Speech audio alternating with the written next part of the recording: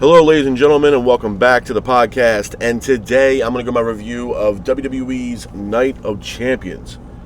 Starting off the night, we have the Men's King of the Ring finals. It is Randy Orton taking on Cody Rhodes. I thought it was a good match. Back and forth matchup between Orton and Rhodes, with Orton keeping the pace of the match. Orton then hits a superplex off the top rope on Rhodes. Rhodes gets up, hits a disaster kick on Orton for a near fall. Orton and Rhodes both exchange in the middle of the ring, with Orton hitting a power slam on Rhodes for a near fall, followed by Rhodes hitting a Cody cutter for a near fall. Rhodes then hits an avalanche cutter for a near fall on Orton. Orton then gets up, hits his vintage DDT off the ropes on Rhodes. Orton then sets up for the RKO, but Rhodes counters it with a crossroads on Orton for a near fall. Orton then hits an RKO on Rhodes for a near fall, followed by Rhodes getting up, applying a figure four leg lock on Orton, but the hold is broken. Orton and Rhodes then both exchange in the middle of the ring once again. Rhodes then goes for a cutter, but Orton counters it with a RKO for a near fall.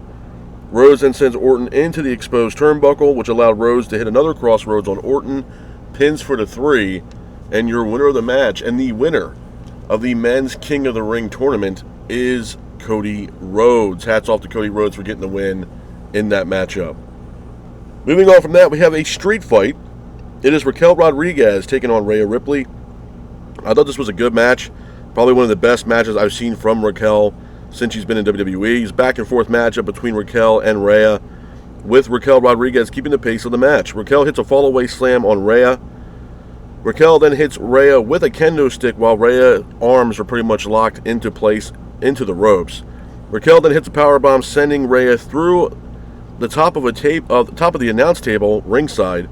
Rhea then somehow gets up, hits a razor's edge on Raquel Rodriguez for a near fall. Roxanne Perez comes out of nowhere. She attacks Rhea. Rhea then goes after Perez, attacks Perez. Rhea then hits an avalanche riptide on Raquel Rodriguez, pins for the 3. And your winner of the match is Rhea Ripley. Hats off to Rhea Ripley for getting the win in this matchup.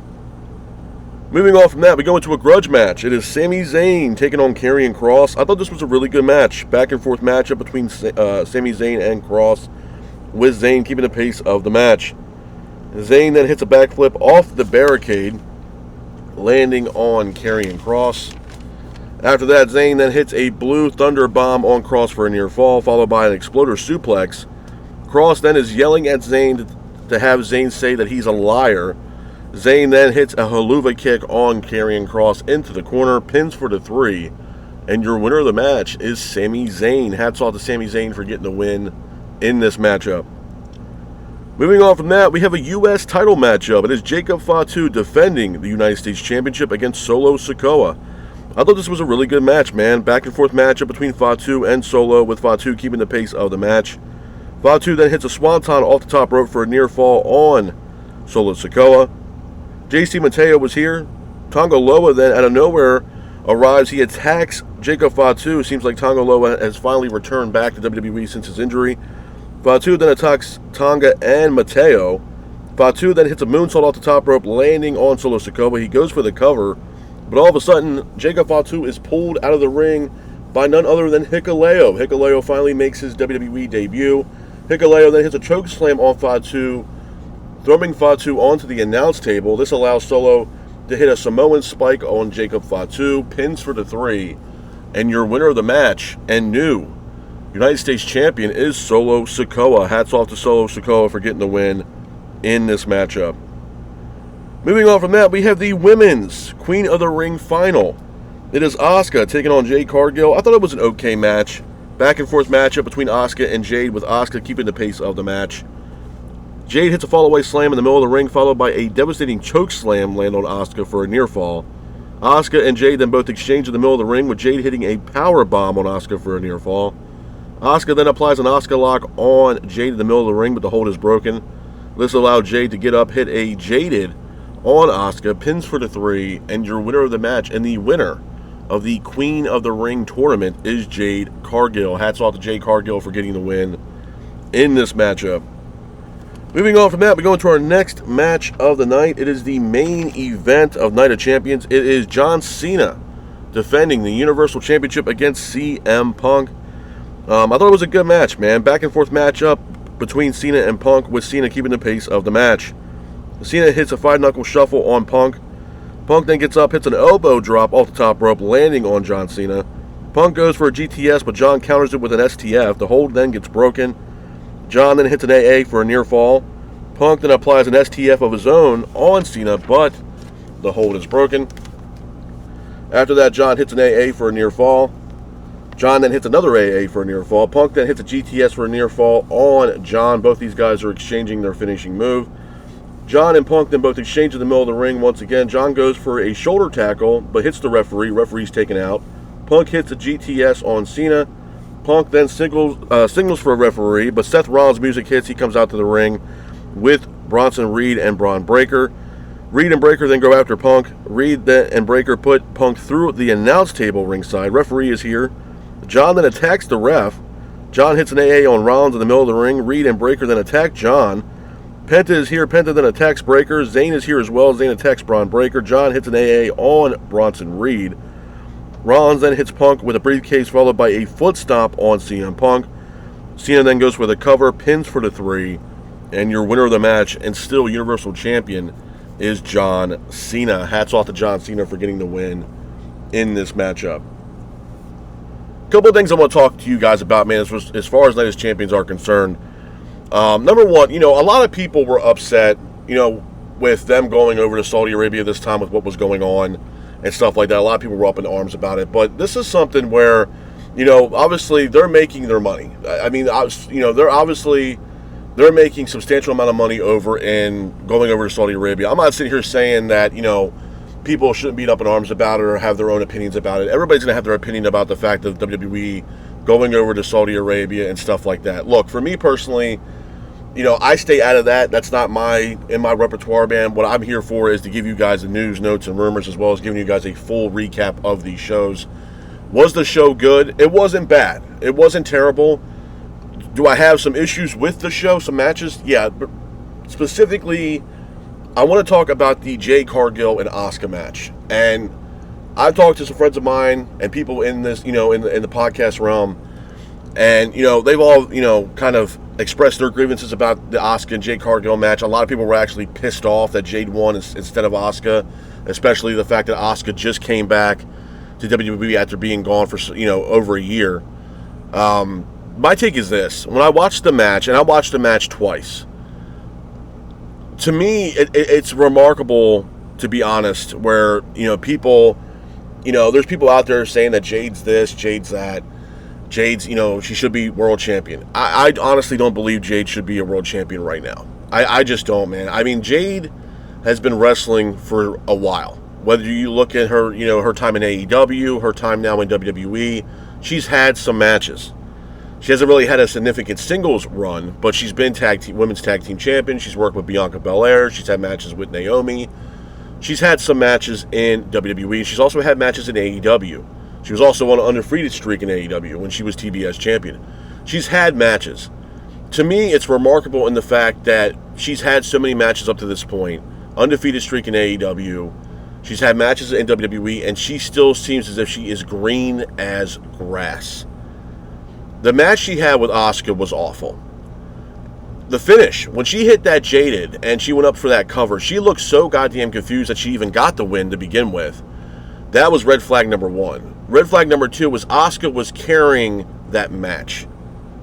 So it's hard for me to believe, and then she, obviously Jade cuts that promo at the end of her match saying that, people, look down on her or trying to give some kind of speech as far as, prove the doubters wrong, all this other shit. My issue with Jade is the fact that she is still so green in the ring. And when you look back at her career when she started out in AEW, I mean, it wasn't like she came into AEW as a spring chicken, man. She was, age-wise, she was in her 30s. So you had to look at the narrative on the fact that when her contract came up and she wanted to entertain the idea of going to WWE, she wanted to go to WWE to be fast-tracked into making, obviously, more money, get more notoriety, more world champions, in the time that she had, that she has left in the ring. I mean, she's not in her 20s. She's not, somebody that's going over to NXT that's just starting out. She's not. Age-wise, she's behind the 8 ball a little bit. So she went over to WWE hoping that she would get more notoriety, more wins, more championship opportunities like she did over in AEW. So when she went over to WWE, she thought that was going to be the same thing. Now, leading up to this match with Asuka, it was already heavily speculated that WWE was going to significantly push Jade into the main event scene. I'm not against that, but the fact of the matter is, it's hard to really, build a story around Jade. Jade had a story with her and Naomi. Her going on a singles run in the way that she wrestles in this ring, it's not good. And the crazy thing is from what I understand, Jade actually took some time off when she was, I think she was filming a movie or a TV show, and then she was also training in the Performance Center in Orlando. Who was training Jade? Because it looks like she is the same Jade that we had before she had left. She's still green as grass. And, yes, she won the Queen of the Ring. She will challenge for the World Championship, respectfully, for her division. But I worry in the fact of where they're pushing Jade. How is this going to play out? Because, in the ring, man, she is just not that good. I'm sorry. For what it's worth, it's not just about Jade. I said the same thing about Zelina Vega. I know she just recently lost her U.S. Women's Championship against Julia. But my belief is still the same with Zelina Vega. It's not hate towards the women's division. It's just she did nothing with that women's title, for the U.S. Women's title. They were pushing her to nothing. She hardly had any title defenses with that Women's U.S. Championship. The best thing she had when she was holding that U.S. Women's Championship was when she was beefing with Chelsea Green. She's done nothing with it. So, and I put Jade in the same situation. I know she's going to be lining herself up for a women's title match, most likely happening at SummerSlam. So it's going to be really telling to see how this is going to play out. To be honest with you, on top of that, you also have Naomi, from what I understand, still holding on to that briefcase, because this could be something where she can screw Jade over in her title match.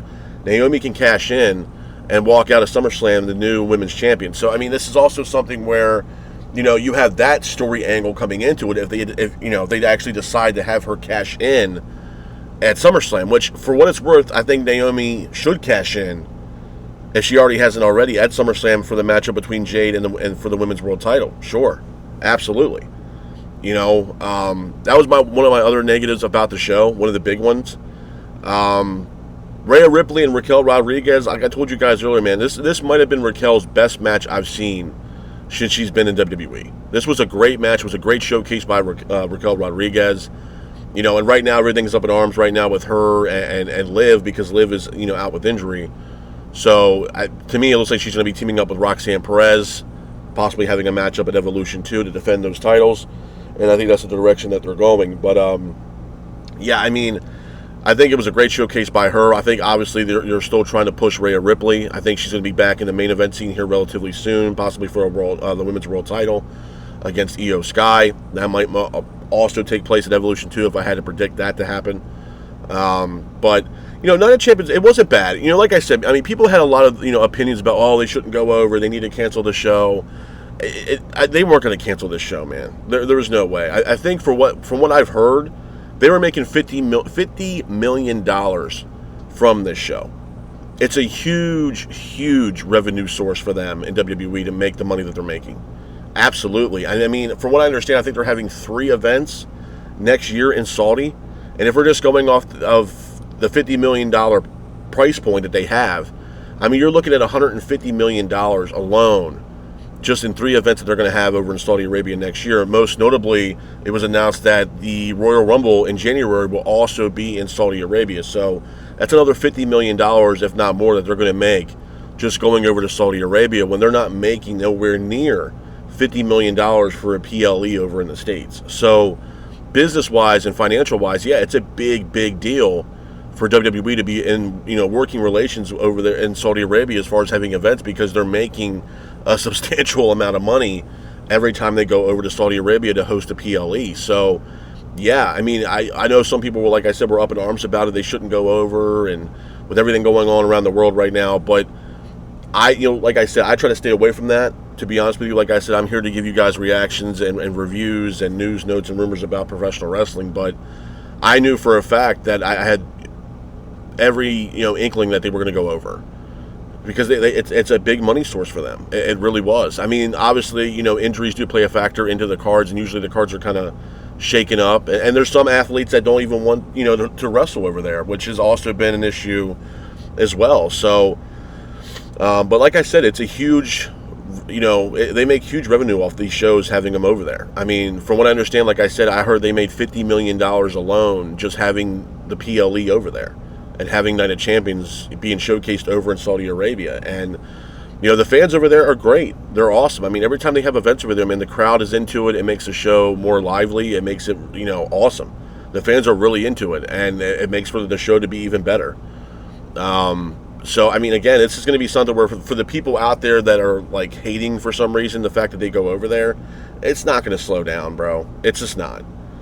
For me personally, do I hate the fact that they wrestle over? No. I really don't care, man. I'm here to watch the show, to be honest with you. I don't get involved in the politics and stuff like that. That's not my place. It's above my pay grade. So, but it's not going to slow down anytime soon. So for those haters that are like, oh, I don't, they don't need to go over there, or whatever reason behind the reason that you have in your brain for them not to go over, I don't know what to tell you, man. I just think that's a shitty way of thinking, honestly.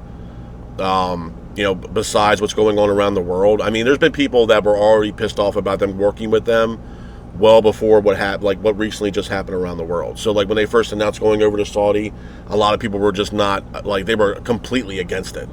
And here's the thing, too, like, people can say, oh, why are you saying that? I mean, you can look at what happened with CM Punk when he made the comments that he made.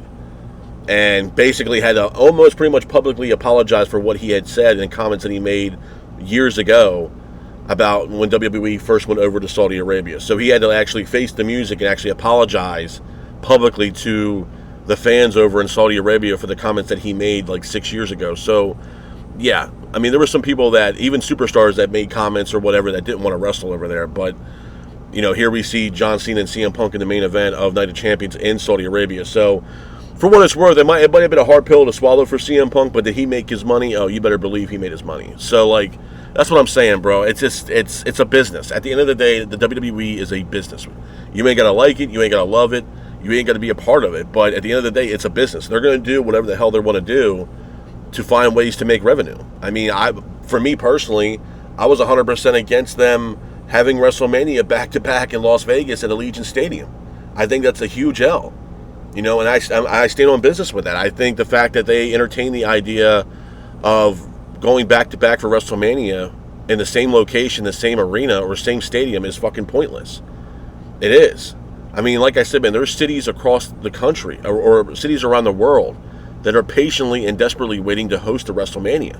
I mean, you look at, cities like London, over in England, they want to have a WrestleMania, and they should have a WrestleMania. You look at cities around the U.S., Indianapolis, hell, New Orleans. I mean, I made it abundantly clear. I really do genuinely feel bad for the fans that are wrestling fans in New Orleans, because they got shafted. That's exactly what happened. I mean, this WrestleMania 42 was supposed to be live from New Orleans, and then WWE and Triple H and Nick Khan pulled the rug from underneath their feet and said, y'all ain't good enough, man. We're going to go back to Las Vegas. Which, not for nothing, WrestleMania 41 was shit. Besides the triple threat match, bro, the WrestleMania 41 card was shit. And they're going back to the same fucking place. They're going back to Allegiant Stadium, where the Las Vegas Raiders play, to have and host WrestleMania 42. I even heard through the grapevine that it's going to be the same stage structure that we had for WrestleMania 41. So, like, where's the change? Where's the ambiance? People wait every single year to watch WrestleMania, man. It is the Super Bowl of professional wrestling. And I gave people, my reasons why I hated the fact that they're going back to Vegas. I mean, if you look at other sporting events around the world, whether it's, the World Series, whether it's, the NBA Finals, whether it's March Madness, or whether it's, I mean, hell, man, even the goddamn Super Bowl. Could you imagine every year watching the NFL season and your favorite team goes to, yeah, you're going to be happy as shit that they made it to the Super Bowl and won it, absolutely.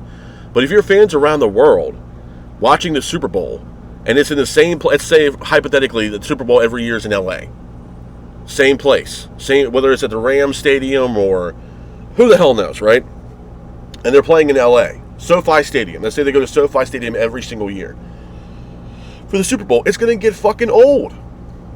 It's going to get old. They want new stadiums to go to have the Super Bowl or host the Super Bowl, whether it be like in Miami or New York or Philly or Texas or Arizona, Atlanta. You know what I mean? Like, they want to have, you want to make it go to different places and not be so stagnant in the same fucking place every year. And that's why I was so against them announcing, oh yeah, we're going to have WrestleMania literally in the same damn city, same damn stadium and arena, and it almost looks exactly aesthetically the same. So, like, what are we fucking doing here? You know what I'm saying? It's not like they don't make their money, bro. WWE makes a lot of money.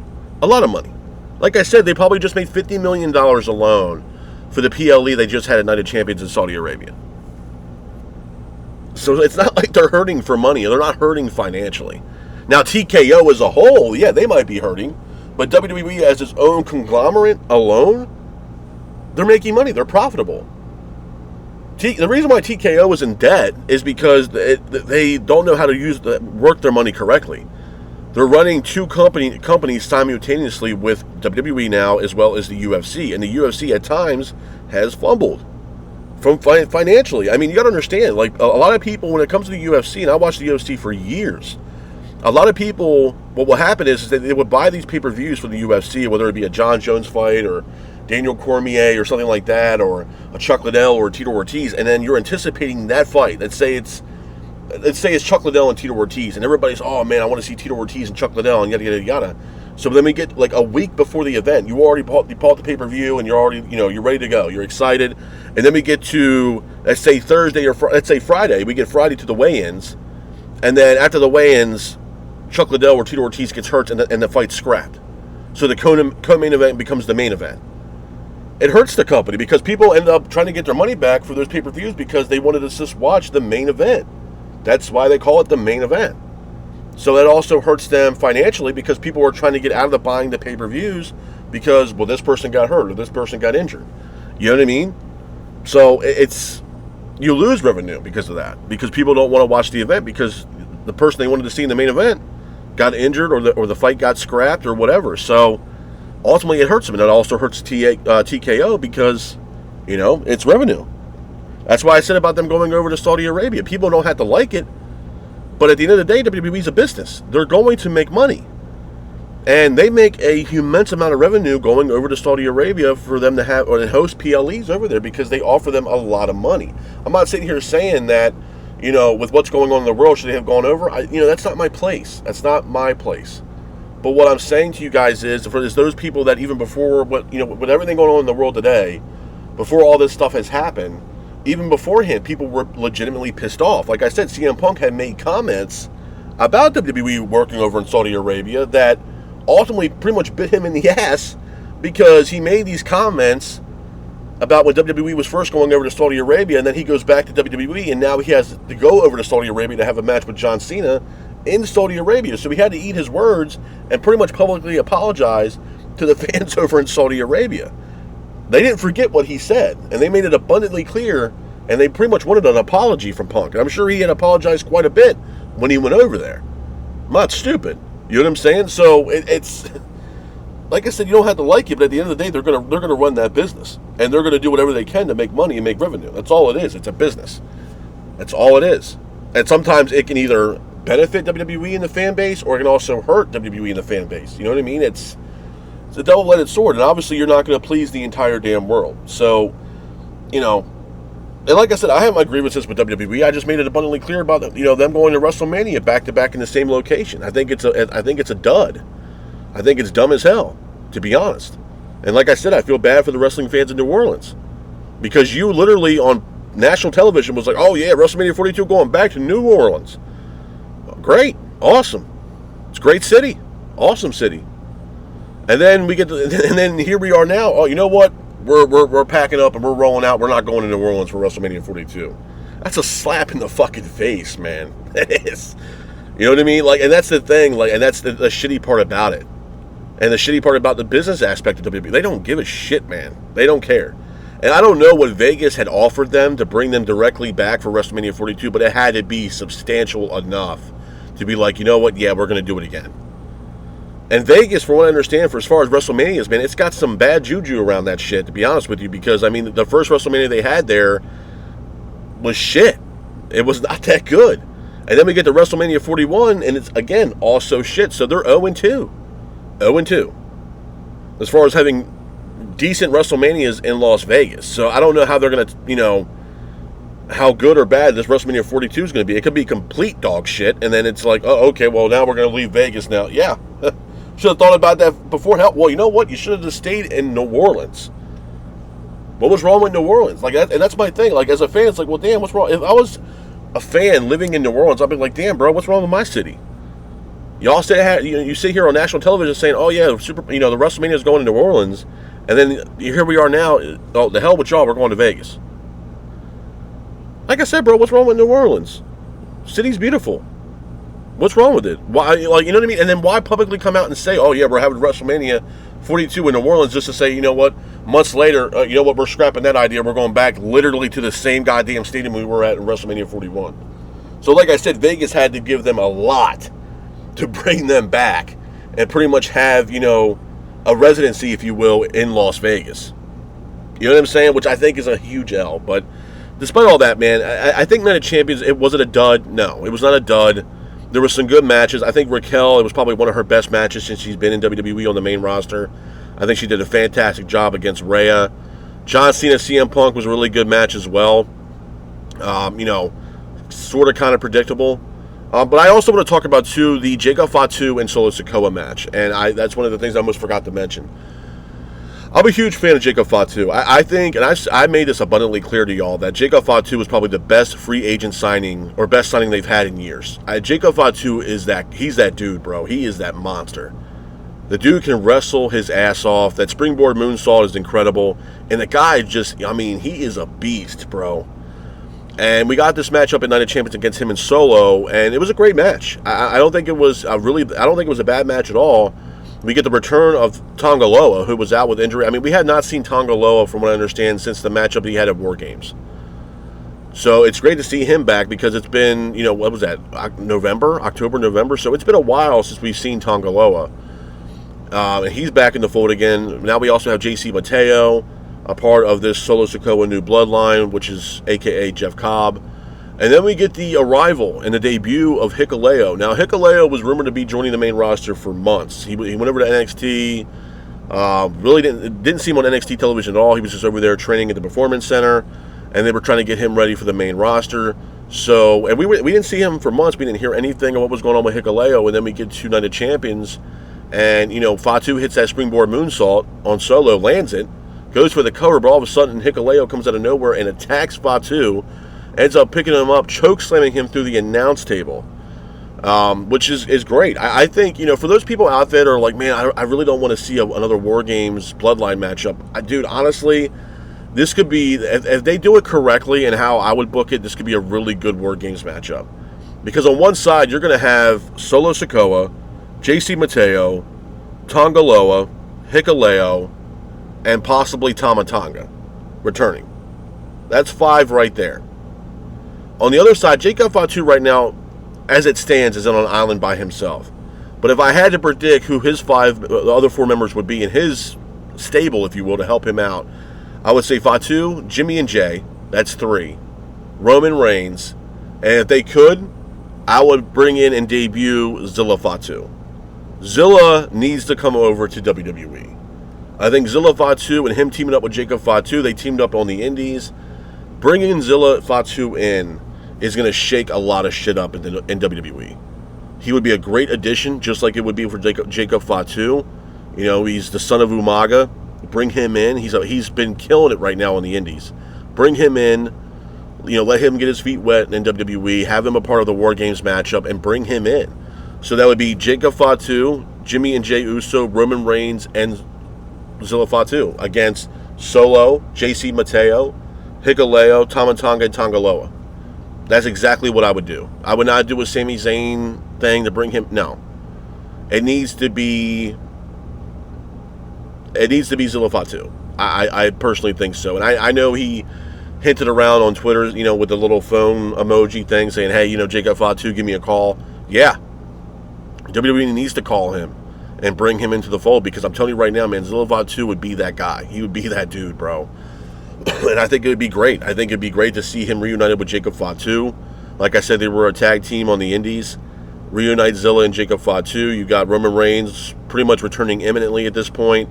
Reunite Jimmy and Jay. Because at this point, and people say, well, why would you do that with Jey Uso? Bro, at the end of the day, this is my thing with Jay. And I know people made their comments about him losing the World Heavyweight title and stuff like that.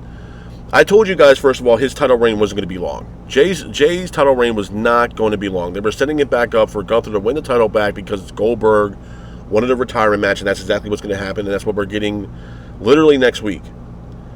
So where's this leave Jey Uso? I would reunite Jay with Jimmy at this point. I would. Because right now, Jimmy on a solo run is just not benefiting Jimmy at all. Jay, what is left on the table for Jey Uso currently right now?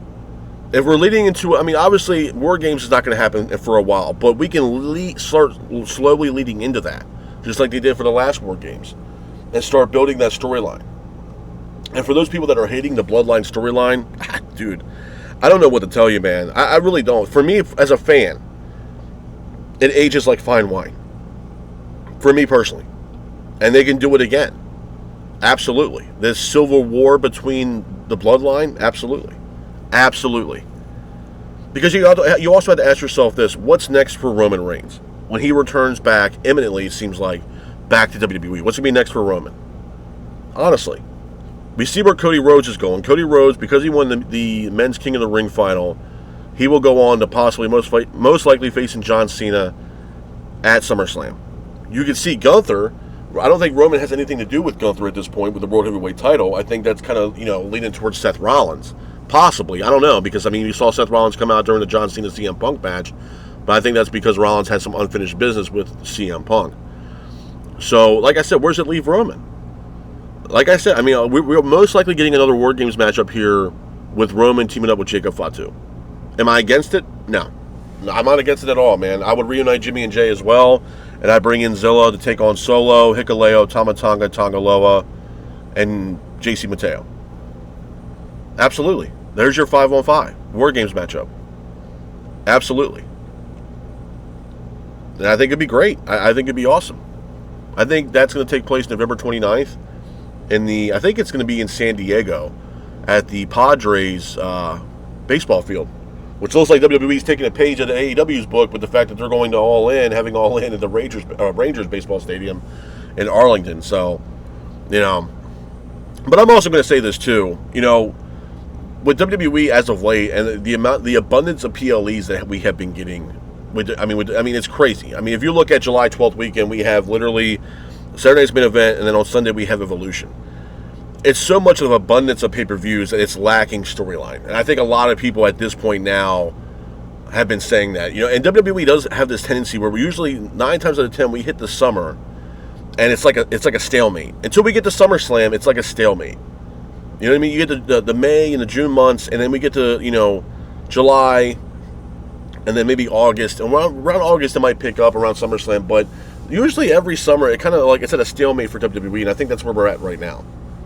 You know what I mean? And storylines are lacking, some builds lacking as well, and I think a lot of people are venting their frustrations with that because there's no storyline and no build really a lot for these matches. And I think it has a lot to do with the abundance of PLEs that WWE is just dropping, seems like week after week.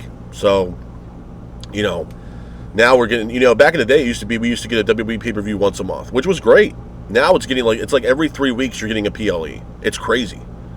And the July 12th weekend, just for both companies, it's insane. You're looking at Saturday night's main event, July 12th. You're looking at All In, which is AEW's biggest event of the year, as well on July 12th. And then July 13th, we have Evolution.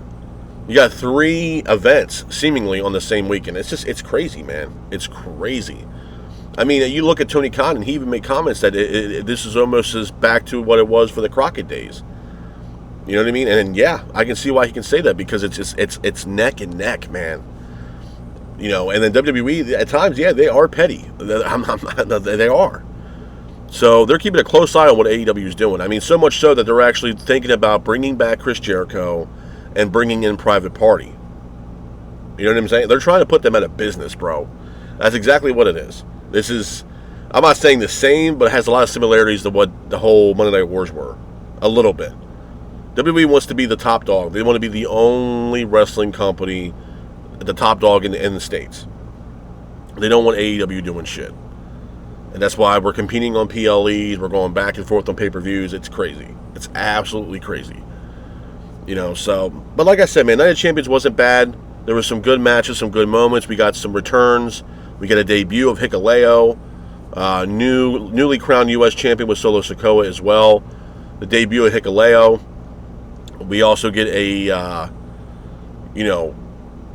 John Cena retaining the title. We also get Cody Rhodes winning the men's King of the Ring tournament.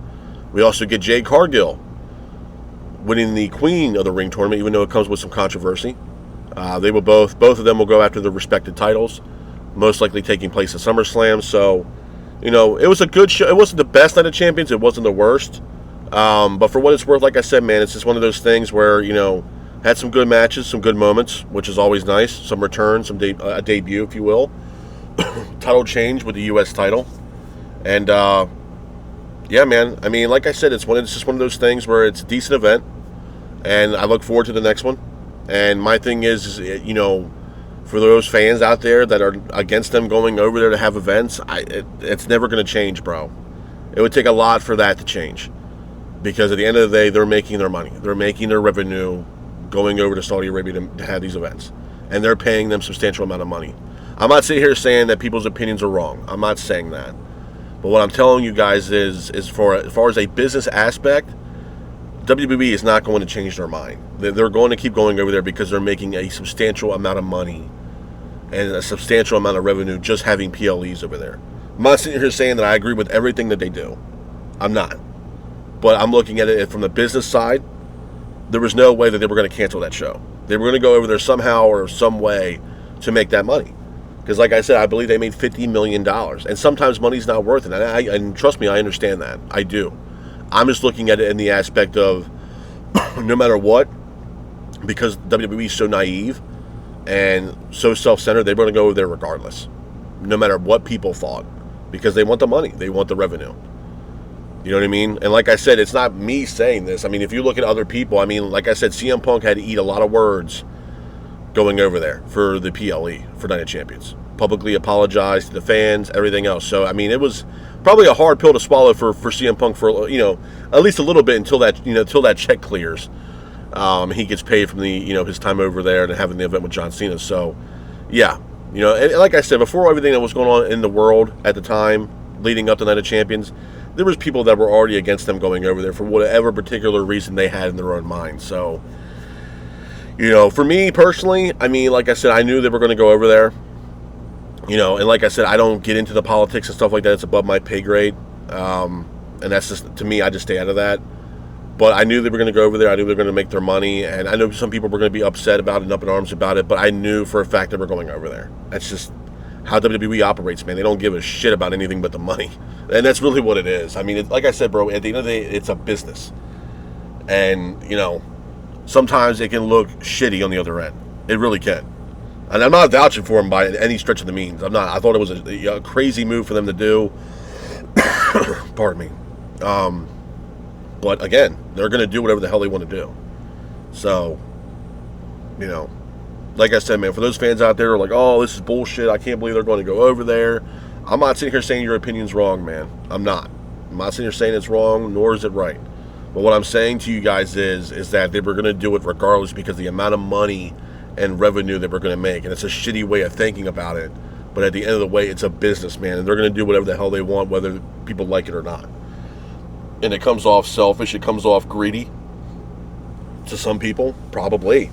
And I'm not sitting there saying that you're necessarily wrong. But, I saw the backlash from them wanting to go, going over there. And it was just like, I can't agree to disagree. You know what I mean? Like, I can't above my pay grade. But at the end of the day, like I said, man, they're going to do whatever the hell they want to do. And like I said, for those people saying that, oh, they need to stop going over there, it's going to take a lot for them not to go over there, bro, with the amount of money and revenue that that they've been making since they've been working and having PLEs over there. So we'll see, man. But like I said, it wasn't a bad event. It was a decent event. Good showing from Raquel Rodriguez, even though she did take the L, but it was a good showing from her.